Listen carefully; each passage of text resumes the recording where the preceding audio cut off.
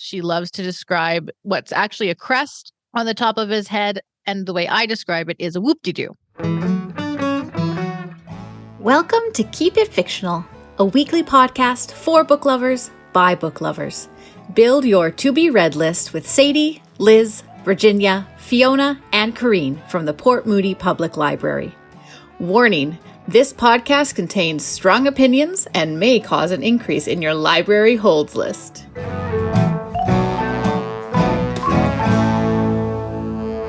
Hello, and welcome to another episode of Keep It Fictional, the book lovers podcast from the Port Moody Public Library. My name is Sadie, and I will be your host today. And I have my book friends joining me. I have Corrine and Virginia and Emma.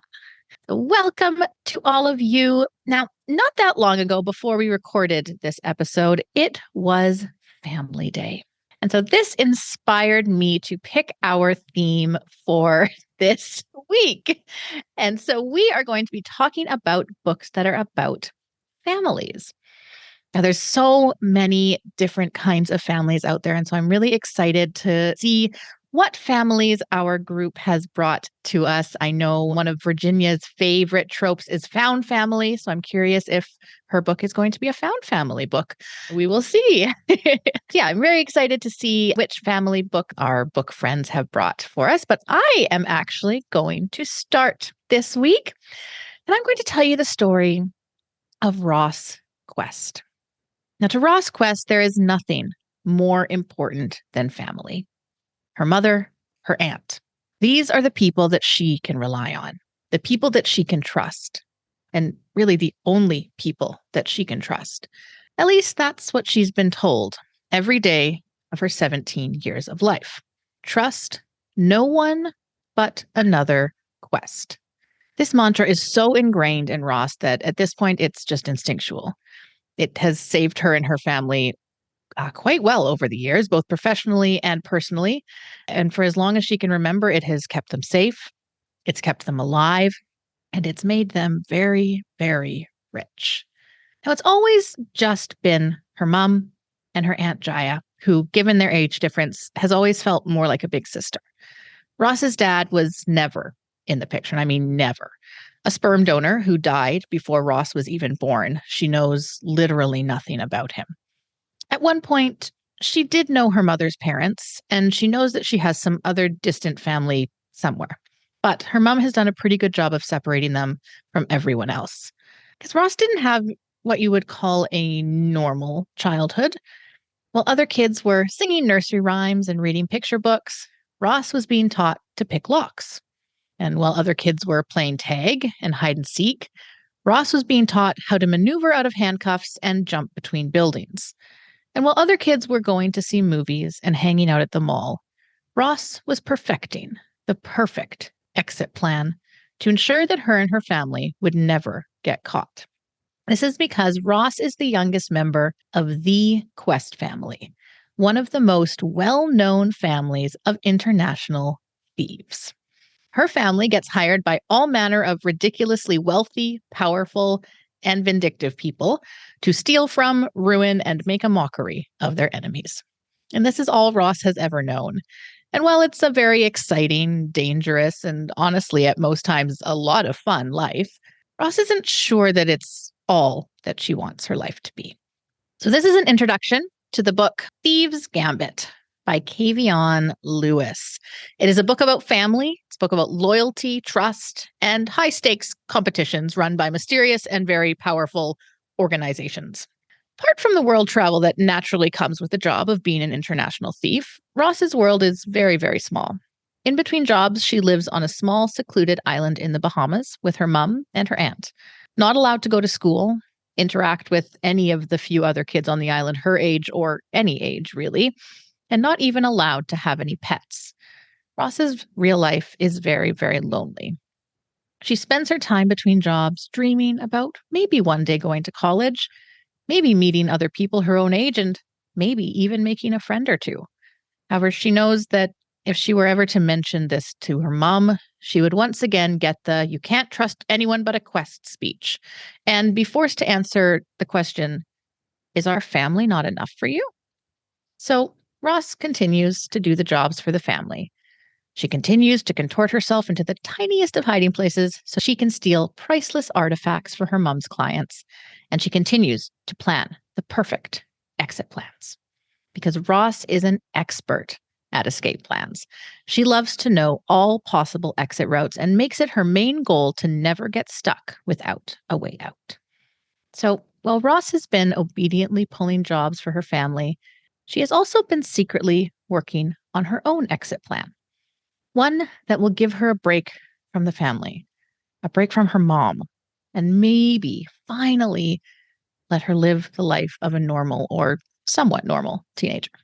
She's given the perfect opportunity to play out this exit plan when her mom is hired to steal a bunch of antiquities off of a yacht.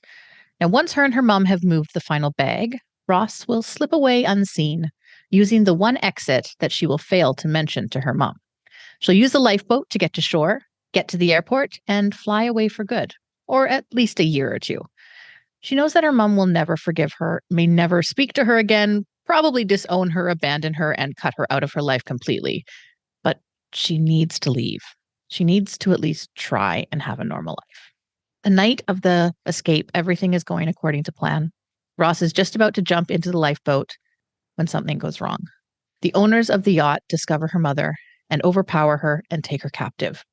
Flooded with guilt, and knowing that if she hadn't been so focused on leaving, then maybe she could have saved her mom, Ross tries desperately to bargain with the kidnappers, promising them anything to get her mom back. They finally agree. They'll release her mom in exchange for $1 billion. Now, Ross's family has money, a lot of money. A couple $1 million would have been fairly easy to get, but $1 billion, that is kind of impossible. Until Ross receives an invitation to take part in the Thieves Gambit.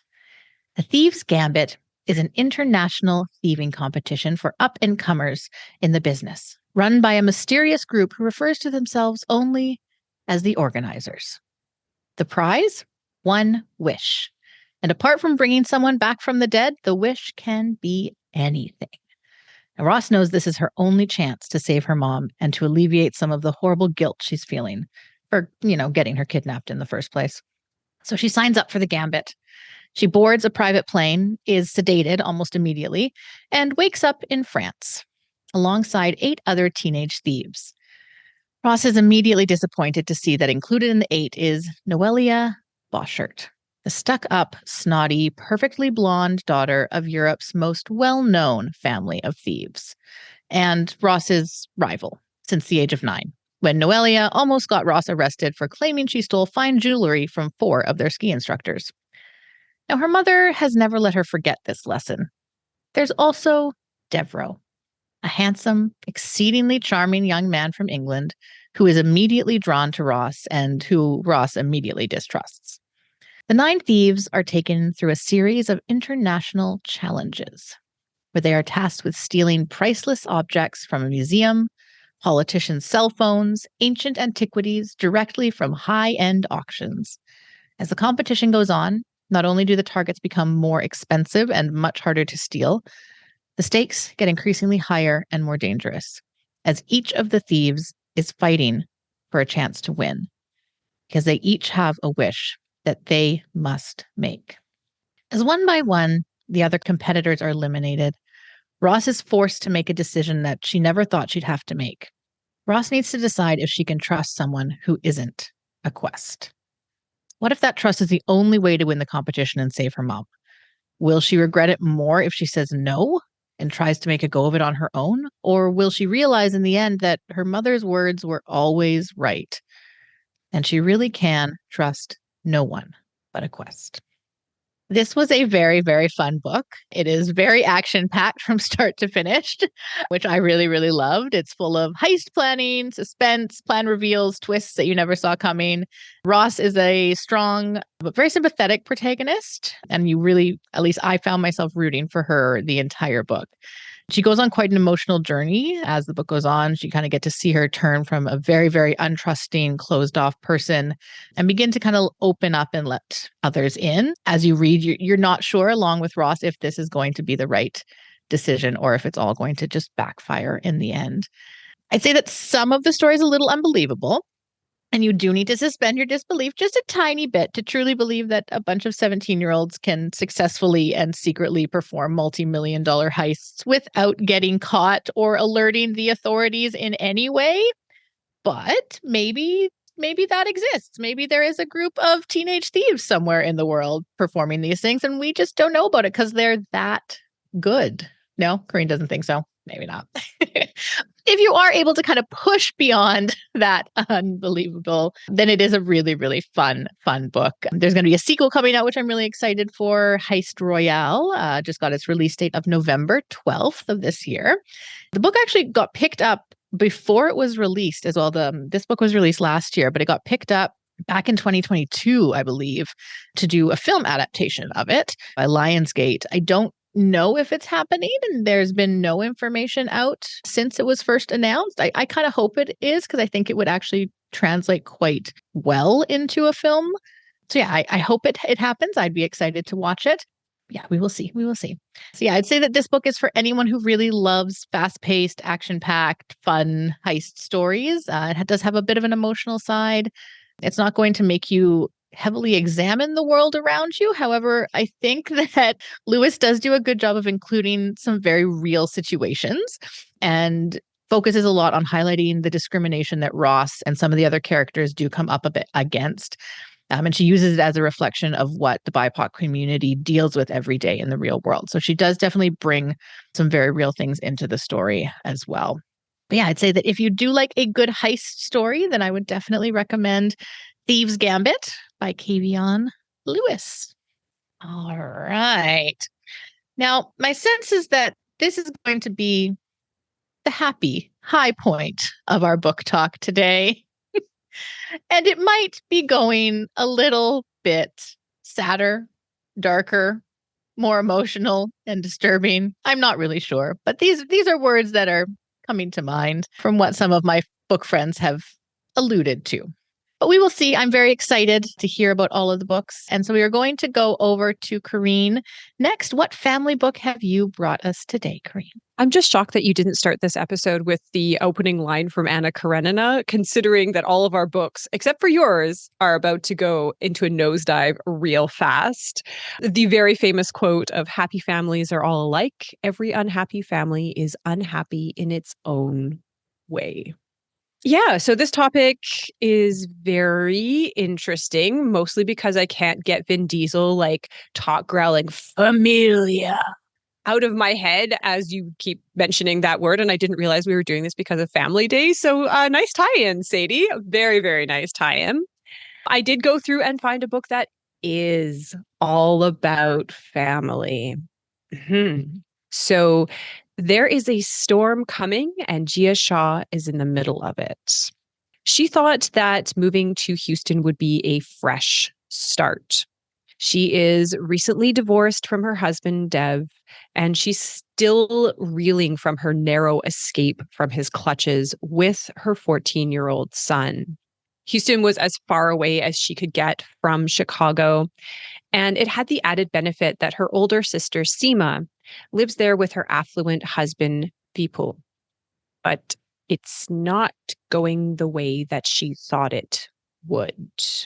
There is still a lot of stigma in the community, in the Indian American community, about being a divorced woman. Everywhere she goes, people seem to think that divorce is contagious, as if by spending time with her, their marriages will also fall apart. Her son, Ishan, has just been suspended from school for giving another child a concussion in the school cafeteria, and he refuses to talk about it. This altercation has had more impact on her life when she receives a letter from her husband's lawyer saying that he is going to sue for custody of their son because she is an unfit mother and will have to undergo some sort of parental evaluation. And her husband is not stopping at that. He is texting her, saying that he is coming to Houston to take his son back from her. And on top of that, there's a Category 3 hurricane coming. And Gia cannot even buy a crate of bottled water. But as in all things, her older sister comes to the rescue. Seema invites/orders her younger sister to come and shelter in place in her gorgeous, modern, heavily decorated mansion in Sugarland with all of the perks.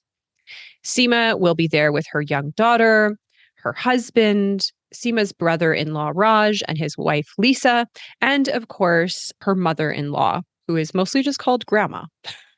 Hands tied because she does not want to seem like an unfit mother who can't take care of her own child during a hurricane, Jia decides to kind of bite the bullet and go and stay with her sister, despite always feeling a little bit less than her perfect older sister. But all is not as it seems. Family are supposed to be the people that know all of your secrets. They can take one look at you and know if you're hiding something, know that you are guilty about something, or know that you have something to hide. But Jia has been hiding things from her family, and especially from her sister, for a long time. A secret that could tear them apart. Dev, her ex-husband, is not the only one that has been texting messages to Jia. Seema's husband has also been texting messages to Jia, intimating that he might tell her sister about what they have been up to. Not only that, when they arrive at the house and the waters start to rise, there's a knock at the door from the very handsome Spanish neighbor, who appears to have horrible cut on his hand and is limping, and says that he has been attacked by robbers when he arrived in the neighborhood. Jia thinks this is a little bit strange because as she drove into their compound in Sugarland, she noticed that all of the streets were empty. There was no one left in this neighborhood except for Seema and her family. It seems strange that someone would break into this heavily fortified, rich area in the middle of a Category 4 hurricane. And Seema's acting a little bit strange too. She's being meaner than normal to Raj's wife, Lisa. And so Jia begins to think that this neighborhood is not as safe as she thought it was. And that maybe actually the most dangerous place for her and her son is actually in the bosom of family. And as the waters rise, secrets will be revealed. So this is the debut thriller from Nishita Parekh, The Night of the Storm, a novel. Published in 2024. So this is a brand new novel. It is very much like a twisty, turny psychological thriller, family secrets, rising waters, and like rising tension the entire time. Because as these things are being revealed and people are kind of like showing a little bit more to themselves than you thought they were, then the water keeps rising in this house, which made me very terrified of hurricanes, which I think I already was. Like, I think I had like a healthy fear of hurricanes, and now I just have like more of it. What I honestly thought was very, very clever about this thriller, in the way, like, it's very twisty bendy with all the plots, and there's surprises and twists at the end of every, as there is. And a couple of them you see coming from like a mile away. It is very, very competently written, especially for a debut novel. But what I thought was the most clever is what actually kills the people in the book. I mean, obviously they are killed by other people. Yeah.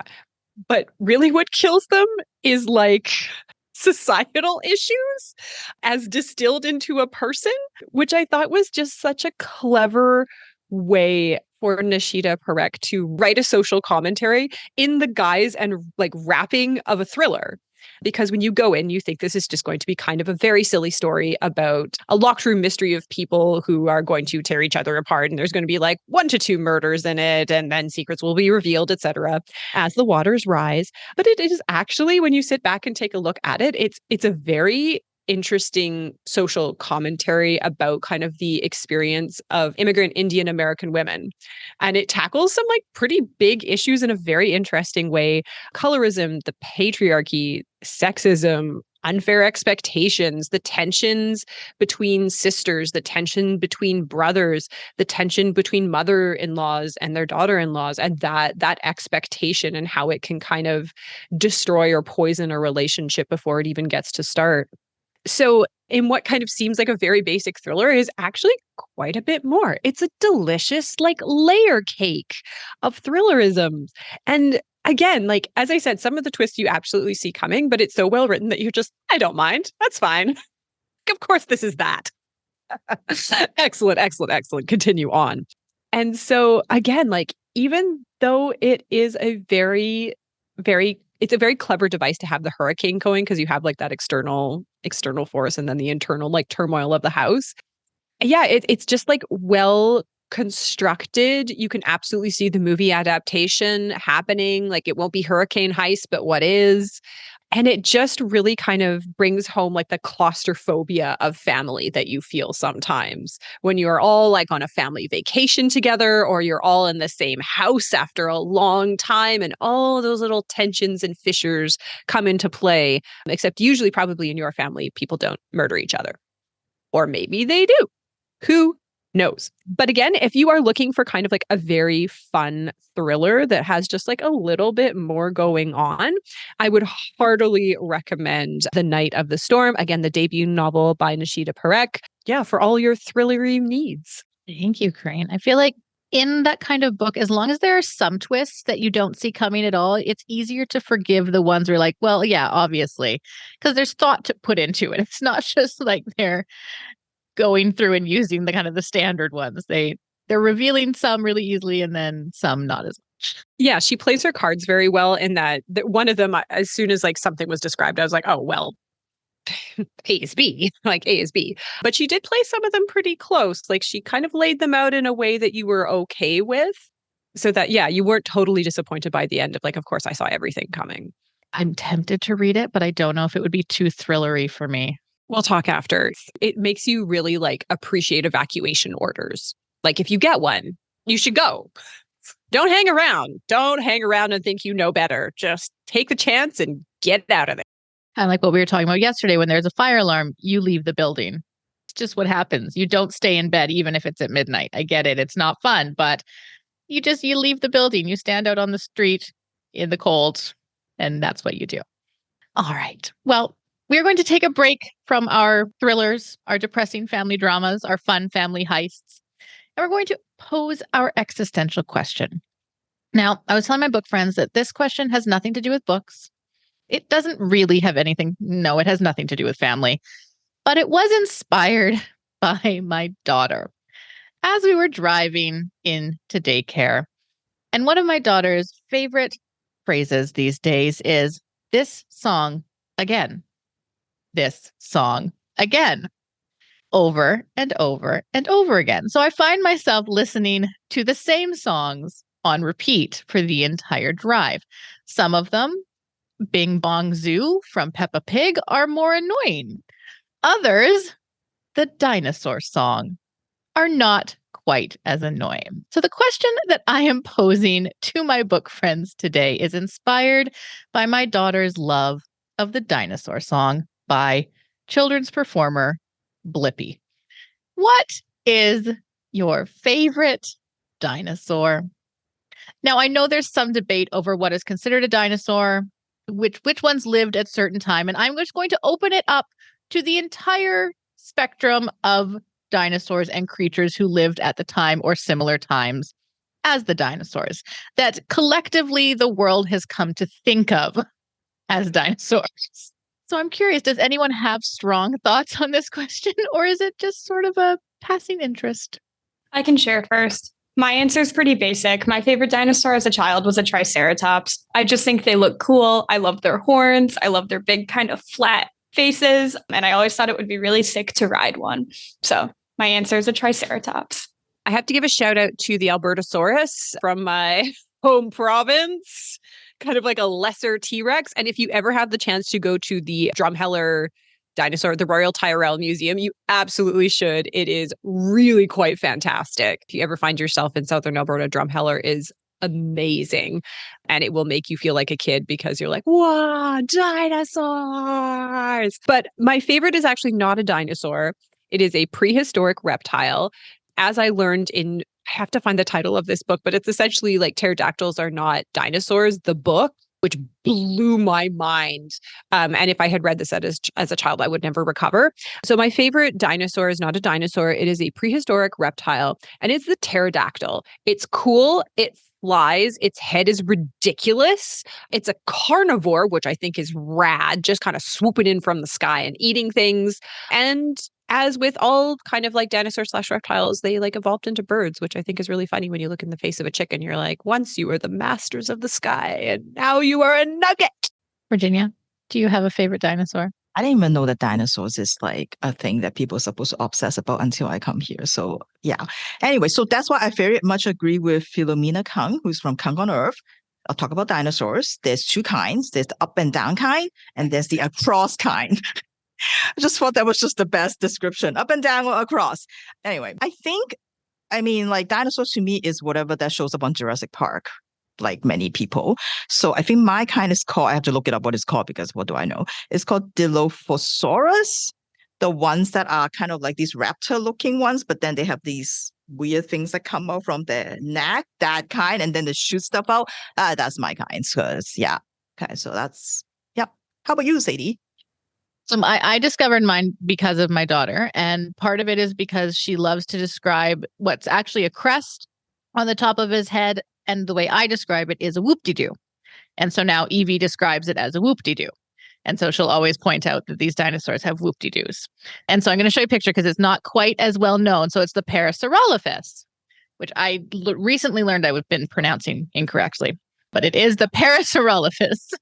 And so they were herbivore, and they had a little whoop-de-doo that had like tubes in it, and so they think that it was used to make sound. So I think they used to make like a honking sound. That's what they said. I think that's the best part, is that we really don't have a concept of what dinosaurs sound like. And all we're getting, and you're so right, Virginia, is from like Jurassic Park. We assume that they made like big scary like Blah! It's so true. And I think this is why dinosaurs are so fascinating, because there's so much about them that you just don't know. You never know, and we'll probably never know, because there's only so much you can tell from an animal's bones. But they learn new things every day, Sadie. They're learning new things every day. Like, who didn't want to be a paleontologist when they grew up? That's true. How cool would that be? Okay, fine, Virginia. But I know that's like an outdoor job. So I had a friend who is a nurse now, but her undergraduate degree was in archaeology. And so she actually, I don't know if she ever did dinosaur stuff, but she would go on digs and like dig things up. And it was very, very cool. It's like a very cool career. Also very boring, probably, if that's all you do every day. It's like my brother who like do testing for games, and you think, oh, video game testing, oh, it must be so much fun. It is the most boring thing in the world, because that's all you do is you're just trying to find bugs over and over and over again. I remember thinking I was going to go into archaeology, and then I don't know, I was sitting in one of the classes like in the second year, and I was like, wait a minute, you're like digging all day. And like tiny digs, like with a like spoon, and then you're just like that's the job is dig. The job is dig. And I was like, oh no, you need to immediately switch out of this. You don't like digging. You don't like being outside. You don't like physical labor. I don't know what I thought. I think it was like a lot of like sitting around in a tent in like a pith helmet being like, oh, this is from the Bronze era. But no, it's digging. And sometimes brushing. You sometimes have the little brushes too, which is even less than digging. It's even smaller than digging. It's essentially cleaning. It's true. It's true. All right. Well, if you would like to weigh in on either what your favorite dinosaur is, or whether you wanted to be an archaeologist when you were younger and then decided that you didn't want to dig, we would love to hear in the comments, or send us an email. We're always curious. Now we are going to go back to books. No, Corrine doesn't want to know. Corrine doesn't want to know. If we want our inbox flooded, because we have like a joint library inbox for everyone. I'm just like, I think this dinosaur is cool. I would love it. We have a lot of very confused coworkers.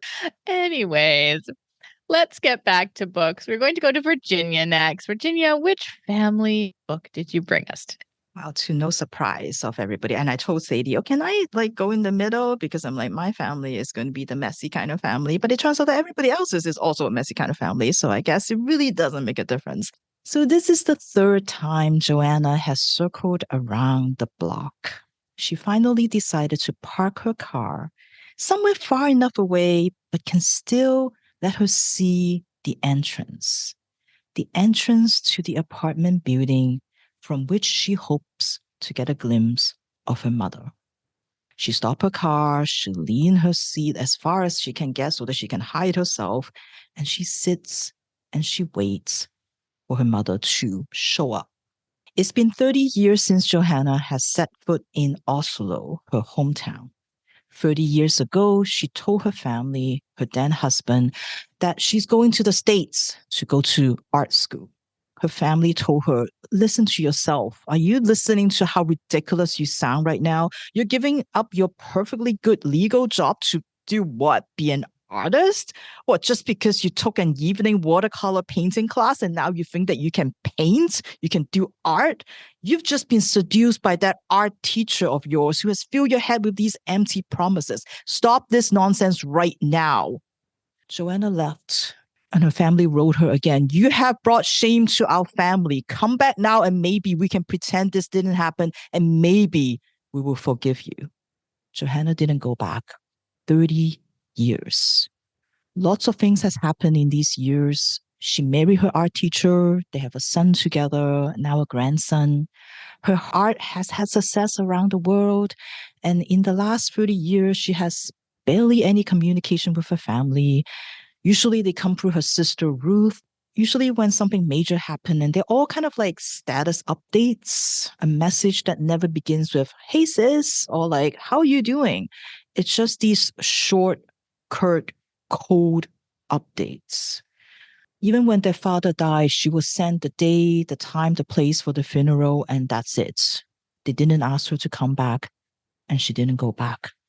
Forever known as the daughter who didn't attend her father's funeral, there were no more messages from Ruth after that. Now she's almost 60 years old, and she's back in Oslo because they're going to do a retrospective exhibition in the city where supposedly everything got started. Johanna knows that her family knows she's here, not just because they probably heard about the exhibition, but also that she ran into their family friend, and so they must have told them, but they didn't contact her. Well, last night, after a couple drinks, she looks up her mother's new address, look up her mother's phone number.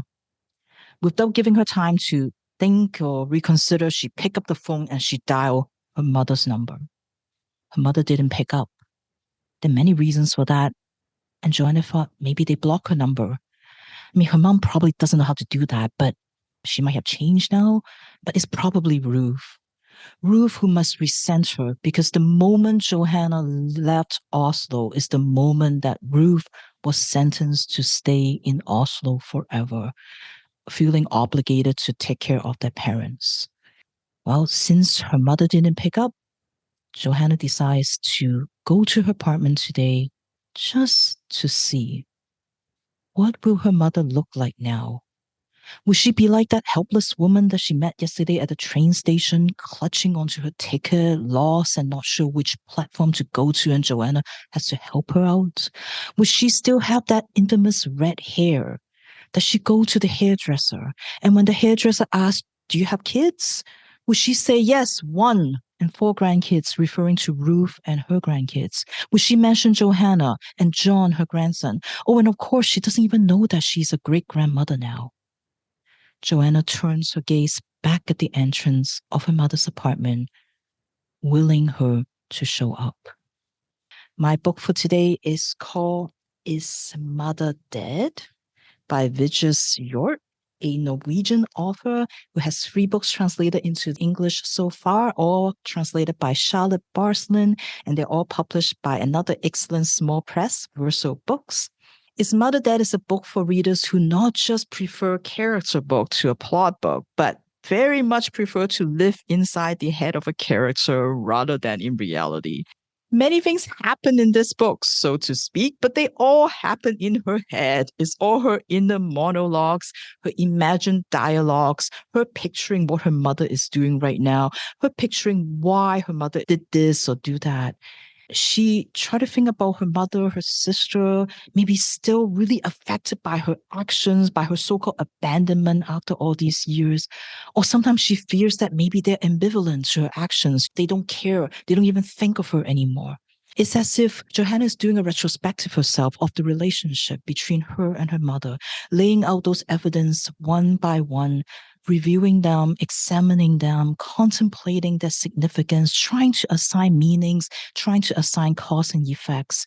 She thinks that maybe now that she's an adult, she's grown up, now that she's a mother herself, maybe she's more equipped to make sense of her mother's actions and her behaviors, all the things that she thinks she remembers, all the things that she sees that she didn't understand back then. Maybe now she could figure it out.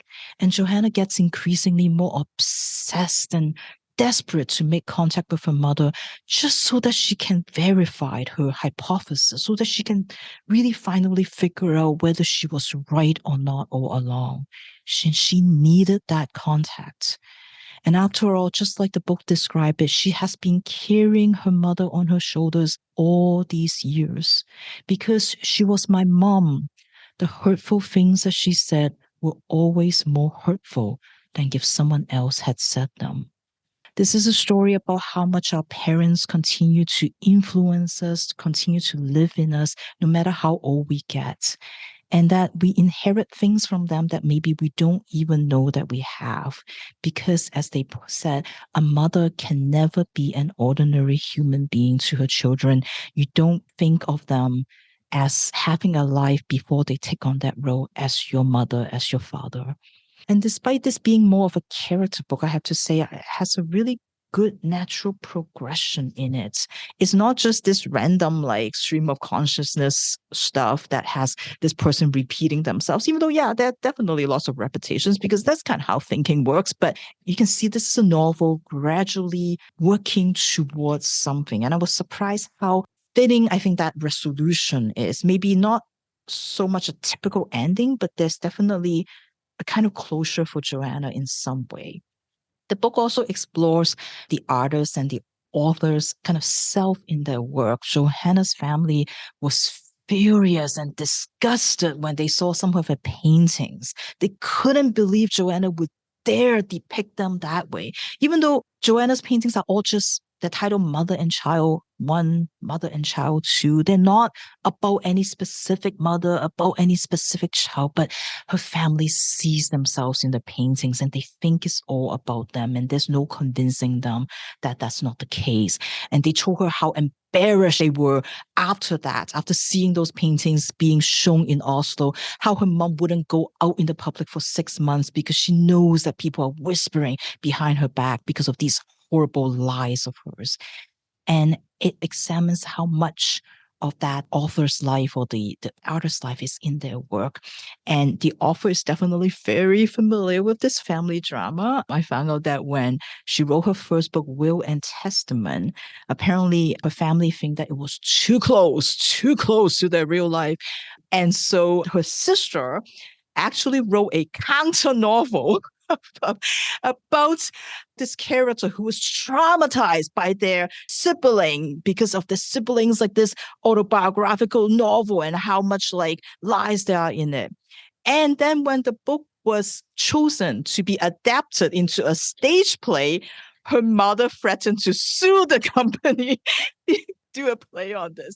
So yeah, definitely lots and lots of drama involved in this. Very much a family novel. I read the ebook version of this book, and I have to say, after flipping through the library copy, I think I would definitely recommend the paper version.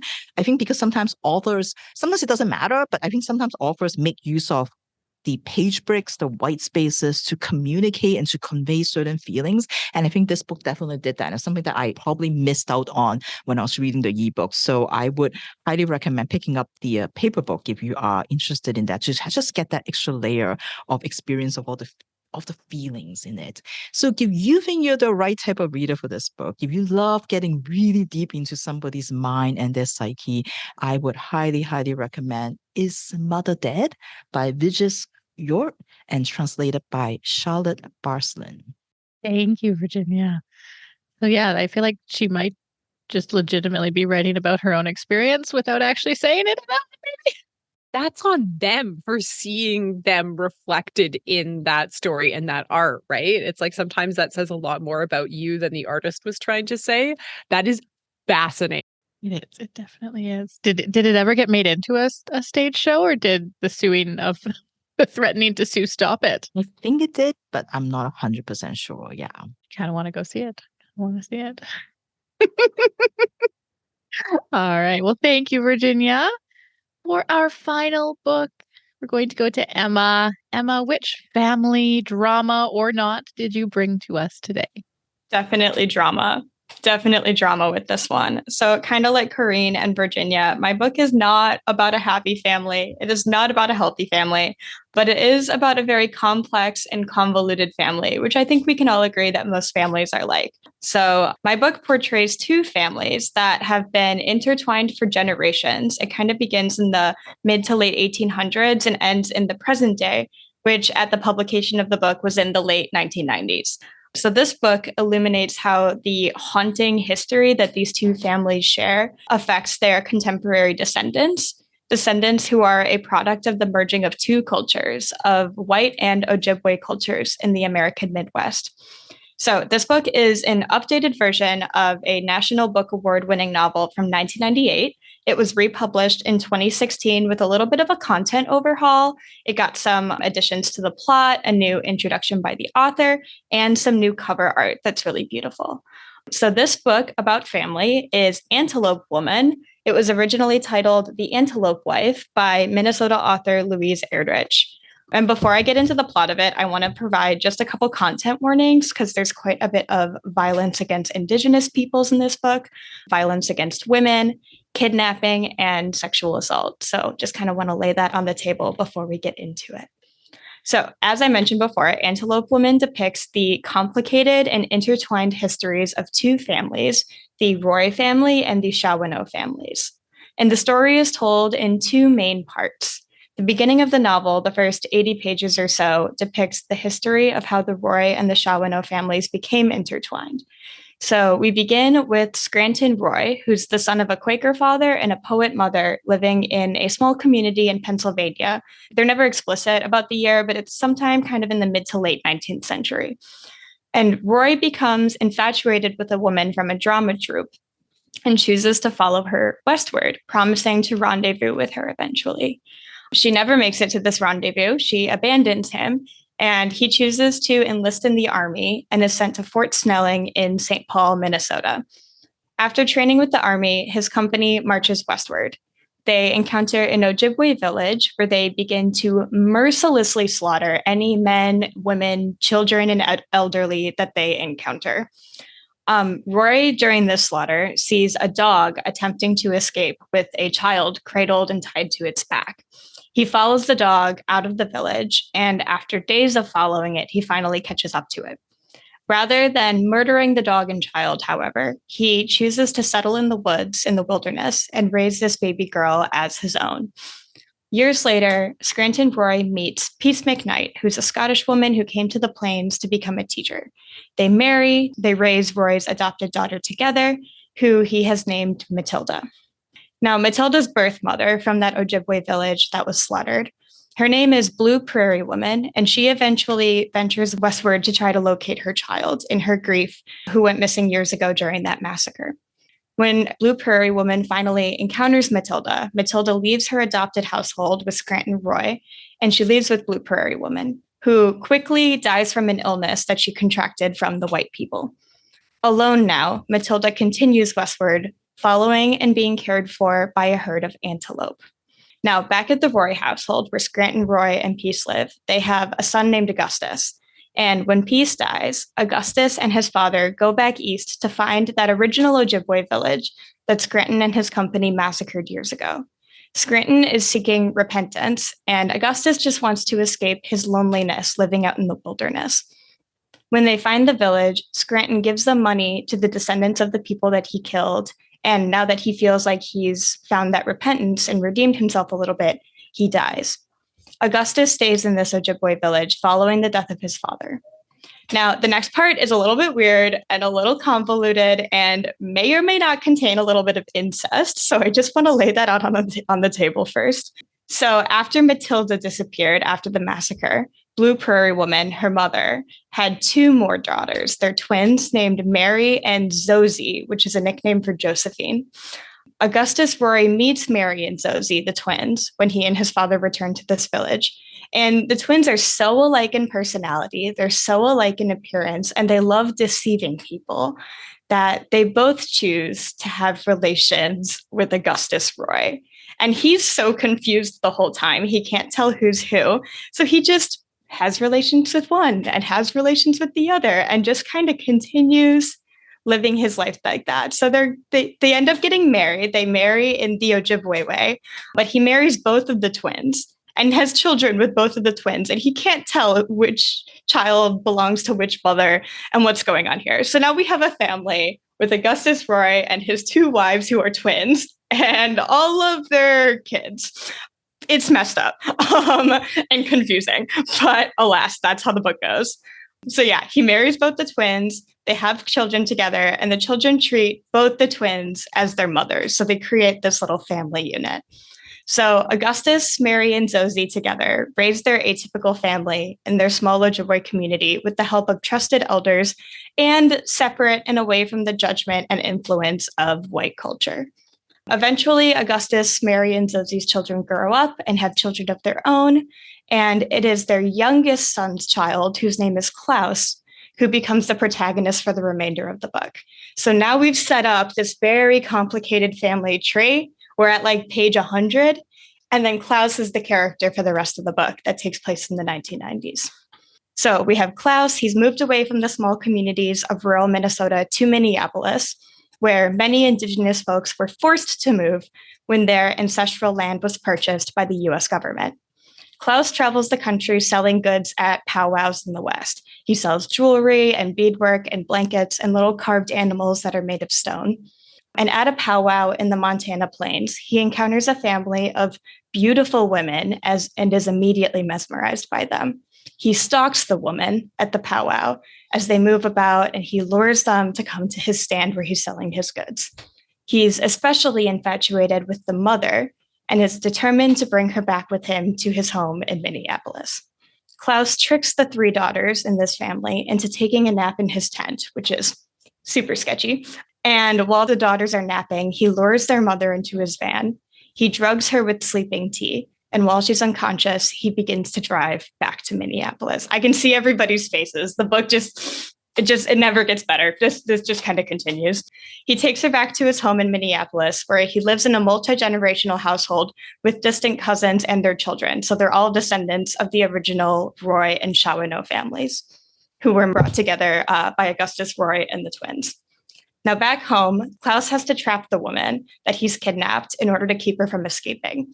He ties her to his bed at night using a textile called Sweetheart Calico, which becomes her name. She doesn't speak at all, so he only calls her Sweetheart Calico because that's the word that he has for her. And although she doesn't speak, Klaus claims that she speaks with her eyes. He claims that she says that she loves him and that she wants to stay with him, while other people in their community only see her eyes as lost and longing for her freedom back and to go back to the plains.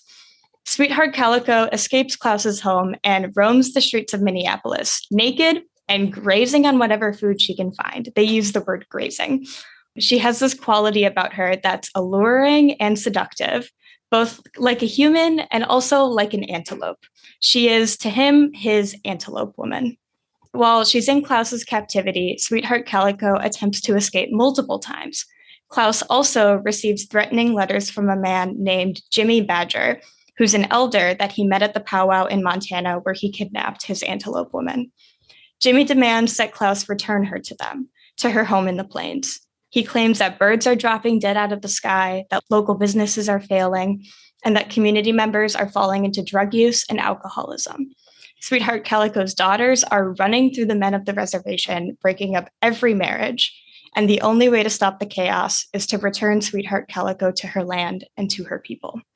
Meanwhile, the effects of Sweetheart Calico's presence are causing nothing but chaos and strife for Klaus's household as well. Nearly every man that she encounters is seduced by her, much to Klaus's dismay. As the disarray in both the Minneapolis home and in Montana escalates, more is revealed about how deeply the Roy and Shawano families are intertwined and how they're also connected to Sweetheart Calico.